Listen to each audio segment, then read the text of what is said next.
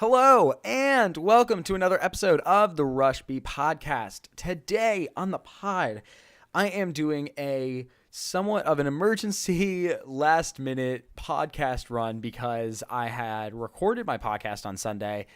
All of it seemed to be corrupted. The file was bad. Whatever happened. So I was going to just re-record some of those bad parts and upload it today. However, we got some good news. And by good, I mean really interesting news. So I'm going to talk about that. I'm going to talk about Stanislaw being dropped from Liquid, which is the big news and why I'm kind of doing all this. So we're going to do that. I'm going to cover the last week of the ESL Pro League, going to talk about which teams are going to the playoffs. We're going to talk about which teams underperformed over the season, which teams overperformed, kind of do a last, roundup of the league right there. And then I'm going to talk about, obviously, the Immortal situation of where everything seems to be changing. And then finally going to talk about Team Dignitas, which everyone now knows, but I'm going to get a little bit more in depth of it. So without much more to say, let's get into it. To catch somebody peek on Envy's side. And, well, that's what happens when you go around the corner. Happy with one dig. Oh, and another one! Oh, and a third! Happy! He could get another one here, too. Dupree is, sweating bullets. Happy's gonna get the quad kill in the end. He's gonna fall down and get on the right. What is this cut from Simple? Are you serious? What is that? You can't do that, Simple. That's not allowed. This is not FPL. This is a major. The first base is a Dren. He's gonna hit the ground there as Cold. Oh! What? A jumping double from Cold! What is going on right now? How does he do this? Cold is saved Luminosity with the all play.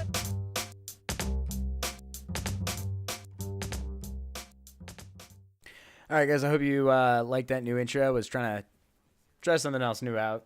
Just let me know. You can always just tweet at me at RushBPodcast, and that's all I got for right now. So maybe other forms of communication coming soon, but that's what I have right now. All right, so let's get into this right now. So we're going to talk about the ESL Pro League and what has happened in the last week and what teams are going to the playoffs, which teams are staying in the Pro League itself, and then which teams I think are relegated at this point. There might be relegation playoffs. I don't know. They always sometimes do that, especially when big teams are kind of not performing well. Throwback to Virtus Pro getting two last chance qualifiers in the EU Pro League to try and save them, and they ultimately lost in each one of them. Neither here nor there. So for EU, Fnatic takes home the first place for this season. They had 55 points out of 26 matches. They bested North, FaZe, Astralis, Ninjas in Pajamas, and Hellraisers. Those are the top 6, so they were the top one out of that. Notably missing is Navi and G2. G2 was 7th, 2 points out of 6th against Hellraisers. So they just were outside of the playoff spot. So that's definitely sad to see. Same with Team Envious, who finished on 37 points. So those two teams, the two French teams, very close, but ultimately just not there. I think that has a lot to do with both teams are really trying to find their own in this time. They were really trying to figure out exactly what positions were best, how exactly are they going to play off one another. I fully think that G2, especially as time went on, you could see that their play together became significantly more cohesive, and they were more as a unit, whereas in the beginning they were very individualistic. Each one tried to make the plays that they thought they were best, didn't really respond well to their other teammates. So I think this, couple months after the original formation of G2, this iteration of it, it really shows their actual quality and strength. And I think we'll see that in the major. I think the major tournament is going to be the time when G2 can really shine. And if they don't, then I fully expect roster changes. If G2 doesn't make legend status, I can fully see Keo coming back into the French scene and coming back to one of the teams that are envious. Flat out. He has to come to one of those teams. He's too good to stay on this bench and on FaZe forever. He's simply, in my mind, he's top 5 French player. So hopefully we'll see him soon. Moving on to North America, we have Optic Gaming in first, SK Gaming in second, only because SK Gaming had to forfeit the last 2 maps because they were on a plane headed home, I think, from Brazil. So they couldn't do it, but they had already secured their spot. So they forfeited the last 2 maps, and Optic Gaming went ahead. Team Liquid got third, also not really special, totally expected. NRG got fourth. That was actually kind of interesting, NRG, especially because of their early round troubles and finding an upper, finding a fourth, finding a fifth, really coming together. But they did surprisingly well. I think they upset a lot of teams there. Misfits got fifth. Again, kind of a surprise, but also vindication for Sean Garris and really showing that he is still a top in-game leader. And this squad that Misfits has is very strong. And I think with the additions of the 2 French players, Duvec and Amanek, along with Sick and Shazam, that squad as a whole really learned how to play off each other, especially with Sick and TSM before with Relics, Skylar, and Automatic, as well as Twist. Actually, he really has come into his own and been able to be a really strong lurker in this squad. And I think that Shazam and the 2 French players have let him do that. They've let him go in and try and be sneaky and try and get those picks. And that has allowed him to really grow as a player. And I'm very excited to see that. 6th is Luminosity Gaming, who by the skin of their teeth were able to sneak in. I am amazed that Luminosity was able to get in there. They looked like just a pug Brazilian team this whole league. They did everything wrong and everything right at the same time. They made unnecessary peaks. They had strats, and they kept forcing at times when they really looked like they shouldn't, and there didn't really seem to be a strong identity within this team, and yet somehow they've been able to pull out. So props to Luminosity. However, I really only think that the only reason they're there is because of the absolute catastrophic breakdown of Counterlogic Gaming. Counterlogic got 42 points, whereas Luminosity got 43. And Counterlogic Gaming actually beats Luminosity on the head-to-head. So if Counterlogic Gaming got a single point, which could have been an overtime loss in any one of their maps, one extra overtime loss, they could have been in. What really is bad is they had 4 maps. The last 4 maps that they played were against Complexity and Splice. And they didn't get a single point. They got 2-0'd each time in regulation. That is, as Ethan on Counterlogic Gaming says, that's a team killer. So, with that tweet, I think we can start to see that there might be some changes that could happen to that CLG roster. Most interesting is Cloud9, for the first time since the beginning of the ESL Pro League, has not made it to the playoffs. And that really is mostly attributed to the new formation of the Cloud9 roster with the additions of Tarek and Rush in the beginning. They didn't seem to have a lot of cohesion in the beginning. I think there was still a lot of who's going to be the in-game leader, who's going to be the support player, who's the fragger. I think Skadoodle actually had quite a bit of time trying to warm up in the beginning of the season. Things just didn't seem to be together enough. But now, going into that second half of the season, they were unstoppable. They were so good. And that is so exciting to see, is when Cloud9, especially since they recently just won iBuyPower Masters, and they're coming off their win at DreamHack Denver. And now they're going to go play at IEM Oakland this upcoming weekend, which I fully expect them to either make the semis or make the finals. I don't know if they'll win. But I know that they will make semis or the finals. I'm almost sure of. If they don't, that's a disappointment. That's something sad. So I'm just going to... Hi, everyone. This month, in the month of Movember, I just want everyone to be aware of men's health issues. This month and this time of year, we're focusing on men's mental health. Suicide rates among men have been at an all-time high in recent years, and this is due to a lack of conversation about mental health and what it means to be okay. So this month, if you know of anyone that is suffering, or if you are suffering yourself, please reach out and get help. You're not alone. So many other men go through this, and it is something that everyone should be paying attention to. So please, this month, just take special focus onto the mental health of men around you, men in your life, and let them know that it's okay to not be okay. Thank you. And we're back. So now we are going to talk about the Immortal situation, which leads into so many different subjects, which is going to be fun to talk about.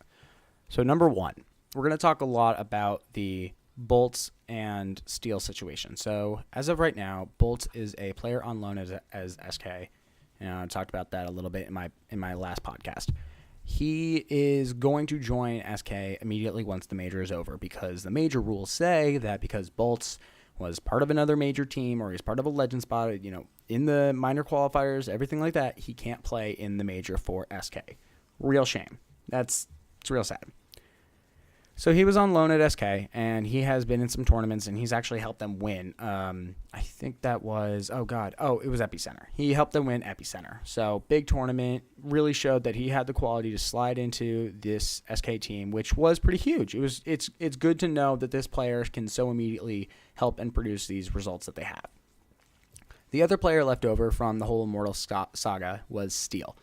There were a lot of questions about, it feels bad for Steel. He lost this whole great team. He really had a good thing going, and now it's all over. Well, he's been rescued now. So Steel is now going to Team Liquid in a shock of a move. Absolutely came out of left field, out of nowhere. I think what's really interesting about this one, too, is that there really weren't any leaks of this move happening before it actually did. Usually there's a lot of hype. There's a lot of, this player's going to go here. This is where it makes sense. With this one, it was a very clean cut. Stan is dropped. Steel is in. Moving forward. Done. The only real problem that I had with the announcement was that they didn't fill in a lot of information.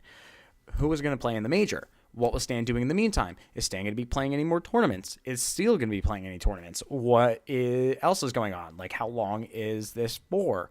And so it seemed there were a lot of questions that had to be answered over Twitter, and they were, but it was more drawn out than it needed to be, and there was a lot more hype than it needed to be.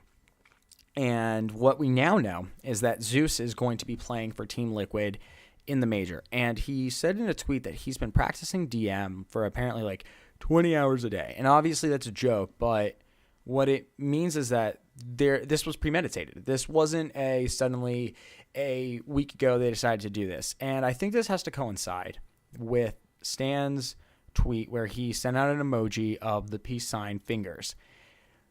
I've been told that this was done, and Decay has also reported this was done because he was upset about social media. He was tired of being on it. He was tired of Optic fans continuing to rag on him for leaving the team almost 8 months ago.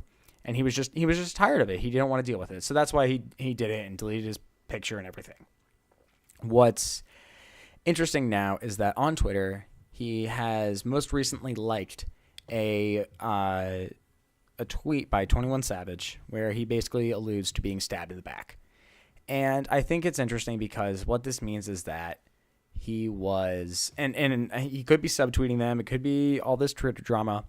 But I don't know if Stan really knew, or it could have been once he sent out that, peace sign emoji, he knew and he was informed that, if there was another bad performance, he was going to be kicked. And it makes sense in the terms of transfers because you cannot all of a sudden do a transfer in one day. Transfers happen over a long period of time. There's a lot of coordination that goes into it. There's a lot of negotiating. There's a lot of different factors that happen when you suddenly say, I want to get this player. It doesn't take a week. It doesn't take 2 weeks. It could take up to a month. It could take up to 2 months. There's a lot of legalese that has to go into some of these things. And so the timeline, in my mind, fits perfect. Whenever you're trying to acquire a player, it takes a lot of time in terms of just negotiating or anything like that. I think Liquid has basically had Steel since Stanislaw's tweet. And his tweet was on the 27th of October. And I think they've had him for that long. The timeline makes sense. They didn't announce because the ESL Pro League wasn't over. They didn't announce because Stan still needed to play in a number of tournaments. And they were kind of just waiting for everything to be over. And remember, the Team Liquid only finished ESL Pro League on Friday. So it makes some sense that they'd announce it on the next business day once the tournament's over, kind of distract from all of that. So, it's always a hard situation. And you got to feel for Stanislaw, who put everything into this team, was heralded as NA's next best in-game leader, who had a lot of these strats. And, things happen, things change, especially within the squad. I definitely still think that he is a strong in-game leader. I just think that Nitro was a better in-game leader for that squad of players. And I think he was able to rifle better than Stan was. And Stan wasn't giving the same kind of output that was required of him in the role that he was brought in for. And this is when you know that you need to make a change. The interesting part is that they chose a player whose native language is not English.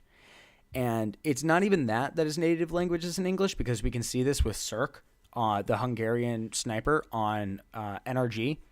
It's that we've heard Steele talk in Rank S, and we've heard him stream. His English isn't very good, so that might be a problem. It might be a problem. I don't know I don't know the extent of his English ability, but his communication might suffer a little bit. What helps him here? Well, he has 2 individuals on the roster, on the team, that also speak Portuguese, which is what Brazilians speak. Elige who is Polish, funny enough, he has taken Portuguese classes and apparently learned Portuguese enough to the level where SK players were looking at him as a potential replacement for Phelps. That is actually true. That's not just a rumor. They were considering Elige as a replacement. However, since Team Liquid has gotten better in NA, Elige has wanted to stay with Team Liquid. So the rumors are that's why he stayed. But it is true that SK was looking at him as a player to replace. And Zeus, the coach, is Brazilian as well. So that'll definitely help. And Zeus is very fluent in English. So that'll obviously help throughout the course as Steele probably learns English at a faster rate, playing with 5 people that are going to be speaking English around him. So I expect him to pick it up pretty quickly. And I think it's good that he actually isn't playing in the major, because this allows him to understand and learn English better, learn the tactics more, really get better as a team. And then once the major ends and the new cycle begins, can really progress forward. And I think that's going to be really helpful for the team overall. So now what does this mean? So you have Stan, who is benched on Team Liquid. Stan is a fantastic in-game leader. He is. And I'm going to be a fanboy over Stan. I still think that he's a fantastic in-game leader, and I think a lot of people give him shit, and he doesn't deserve it. He doesn't deserve the level of shit that people give him. And now I'm going to go on a slight rant, because I'm really tired of the hate that he gets, and I think it's really uninformed. Stan left Optic 8 months ago. And when he left them 8 months ago, he was out of his contract. So he owed them no obligation. He didn't go back on them. He was out of a contract. He was a free agent. End of. Right there. Second, Team Optic at that time did not have a lot of experience within Counter-Strike. They were very inexperienced. They didn't have the necessary resources. They didn't have all of the information that they now know after so much time with the Optic roster in the 8 months after and with this new EU roster. They just didn't have the knowledge and the know-how of how to operate within Counter-Strike, within the Counter-Strike scene. Stan leaving, he left to Team Liquid, who is a perennial North American major qualifier. They've been around, they've had the NA roster since about 2015, and they've been dominant. They've always been a top 2 NA team. They have. And it makes sense that a player would want to go to a team that's really good. He would why would you not want to go to a team that's really good? It doesn't. So any player would, especially if they're out of contract. He gave the money back when he was on a month-to-month because no formal contract was given to him by Optic, which is also a problem. He was on a month-to-month for 2 months after his contract ended. That's a long time. For you not to have another year-long contract ready for someone who's apparently your best in-game leader? No, that doesn't happen. That should never, ever happen. I don't care if you are a esports organization. You should have that done. You should have had that wrapped up about 2 months before the expiration of his contract. Okay? So then that's done. Now let's go to everyone saying, oh, he killed the team. He didn't kill the team. He left. 1 player left. It's not 2 players that left that might kill a team, because that actually has much more of an impact. 3 players would definitely kill the team. And 4 players, there is no more team. Stan was 1 player. I'll give Optic a month. I'll say that they had 30 days since Stan left to go find a 5th. If they can't find a 5th, they get a stand-in for at least another month. Fine, give them 2 months. For 6 months, and I'm going to give them that generous time frame, 6 months, they did not have a permanent replacement player. That is inexcusable. Okay? Your anger should not be on Stanislaw. Your anger should be at the management of that team.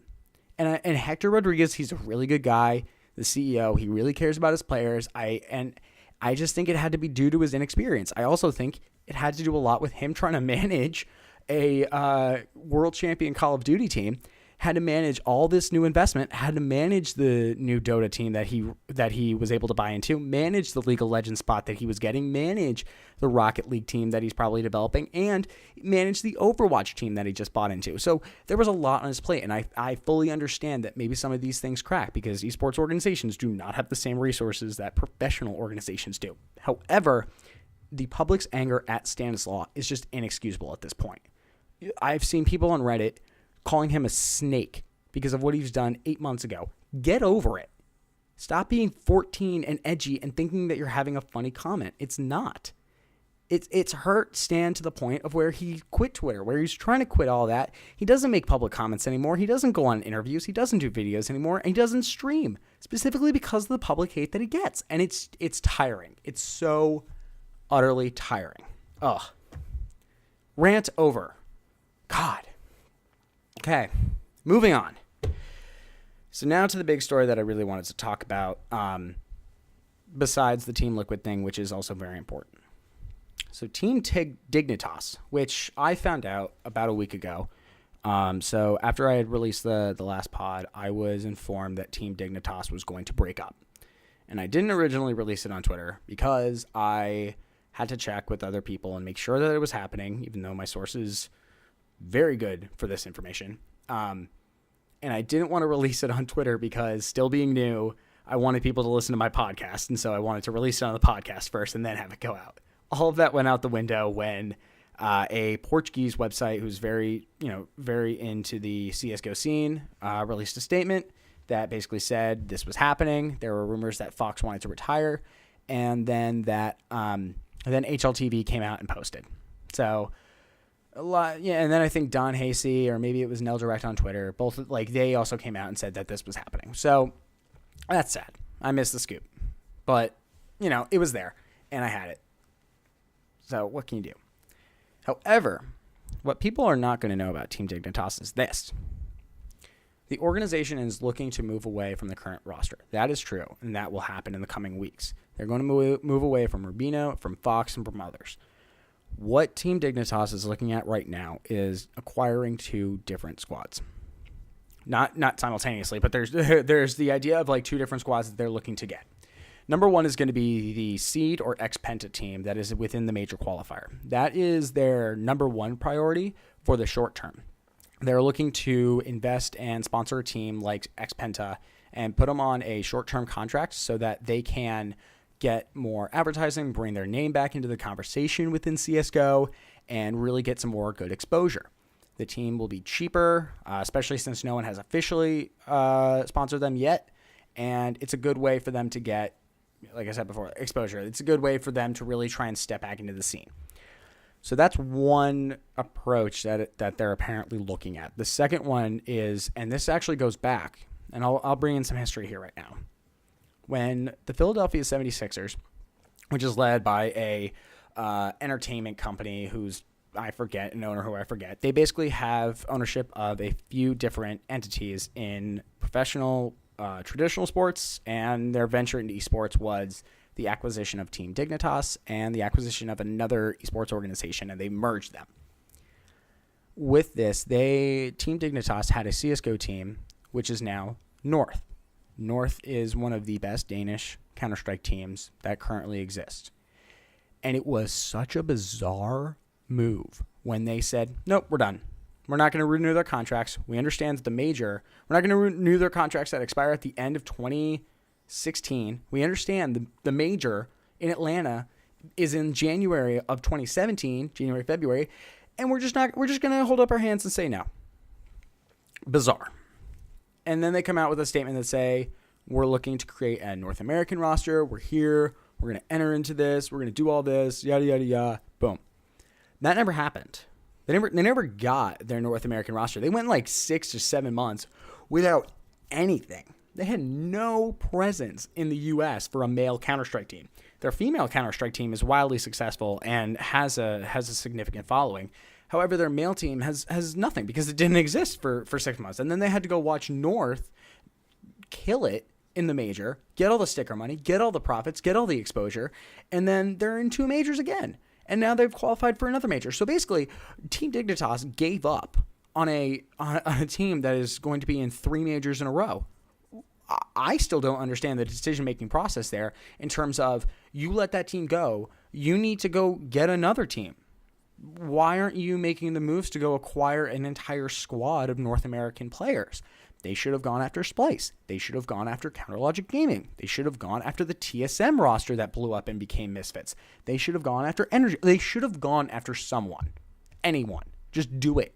Just stop letting your organizational failures prevent you from having a constant presence within an esport that has grown to over 1 million followers.